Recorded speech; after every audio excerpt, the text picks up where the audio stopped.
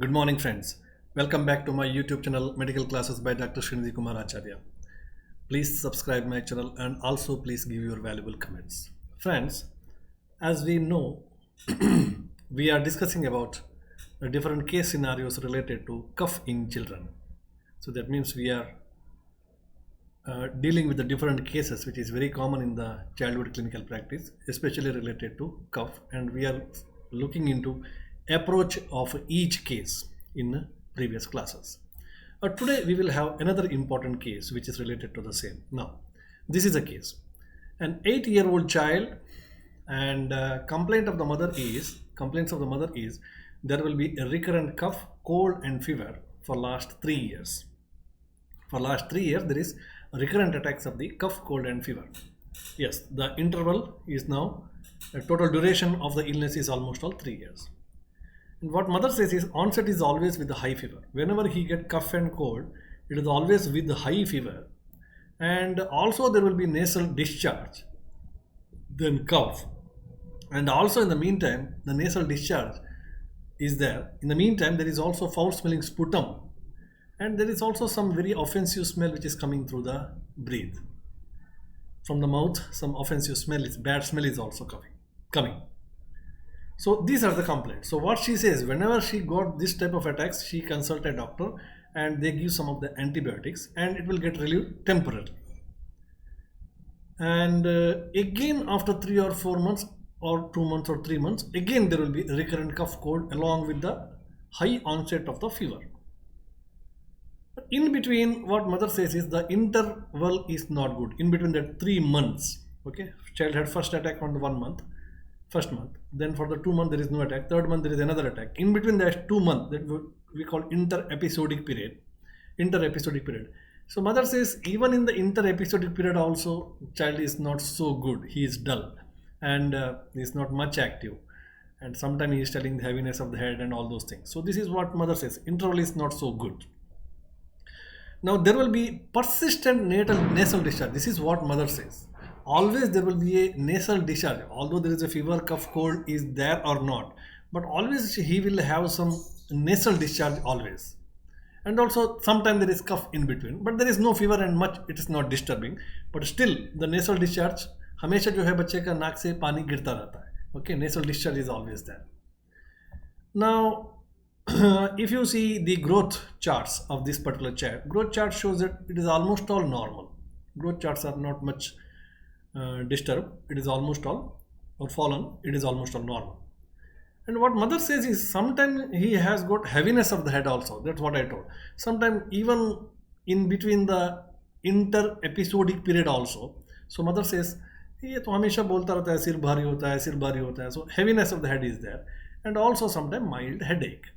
So this is all about the history which is given by the mother. Now we need to look into this history very carefully because it does not look like a simple case because there are many symptoms are there. Okay, first of all, 8-year-old child. Okay, age of the child is 8 years. So now we have to look into the fact at 8 years of age, what are the common most causes of cough? Okay, so 8-year-old cough, it is not a transient wheezer or atopic and all those things. Okay, or 8-year-old is not a age for the recurrent respiratory tract infections also because usually in the preschool age and middle school age the recurrent respiratory tract infection due to virus, so they will come down because the body immunity will going to increase unless and until child is immunocompromised and nutritionally weak.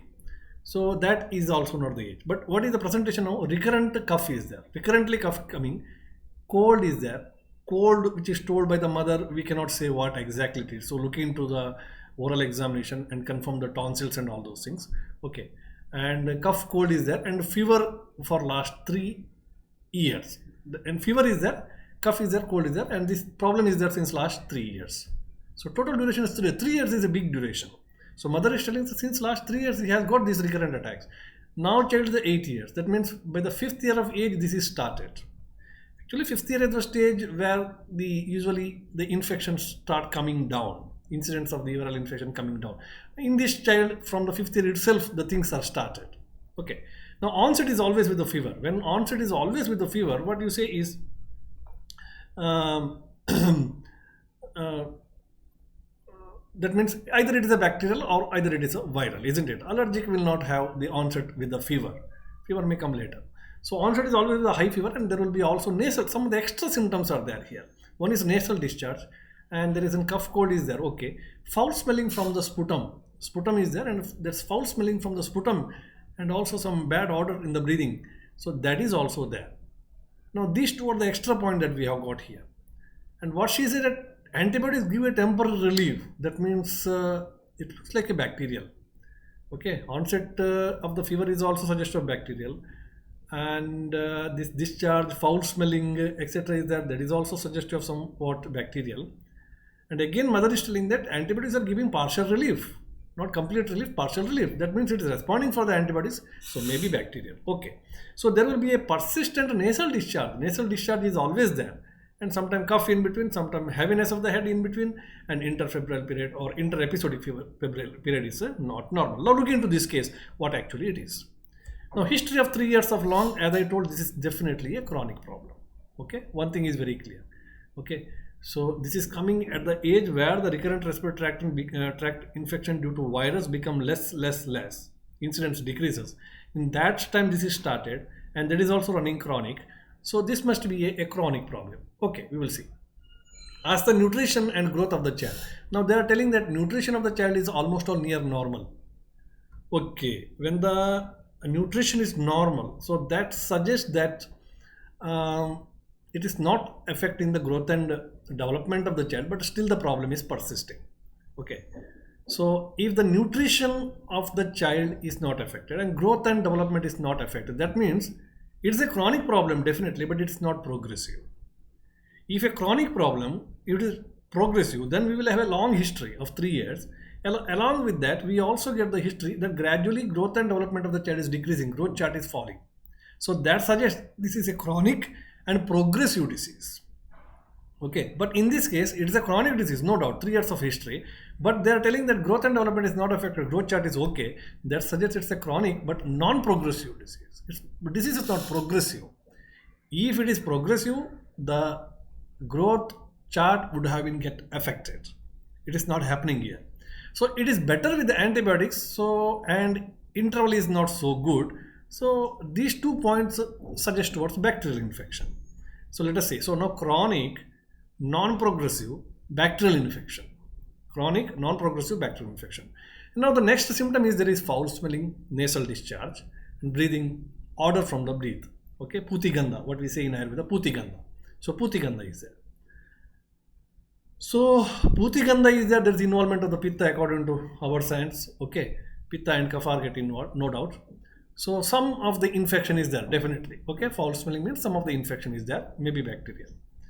Now look at the other symptoms. So mother says always sometimes he has got the heaviness of the head, sometimes he has got mild headache. So these are the other associated symptoms, and interval is not so good. So now it is a chronic progressive bacterial infection. Okay, now we have to identify the cause. What may be the cause? Okay, the extra symptom that we have got in this case is, one is nasal discharge. Okay, so nasal part is get affected, and another one is child is having a headache sometime, and also heaviness of the head. It's not, it may not be headache, but it may be heaviness of the head. So now we have to think. See, things are very clear. It's a chronic problem. It is a non-progressive problem. Okay, and it is also almost all a bacterial problem. Okay, now exactly to find out the location, anatomical location from where the disease is originating. Do you find multiple symptoms here? No, we don't have the multiple symptoms. Fever, cough, cold is there, but nasal discharge is there, pertain to the nose area, and since long time. That means new symptoms are not added after the nasal discharge, and symptom is rotating somewhere around the nose, head, etc. So now we have to think about what is the nasal discharge. Okay, so ask a leading question with the mother, that whether the nasal discharge is from the both nostrils or from the single nostrils. If the mother says it is from the single nostrils. If the mother says from both the nostrils, both the nostrils, sometime in case of allergies, this is possible.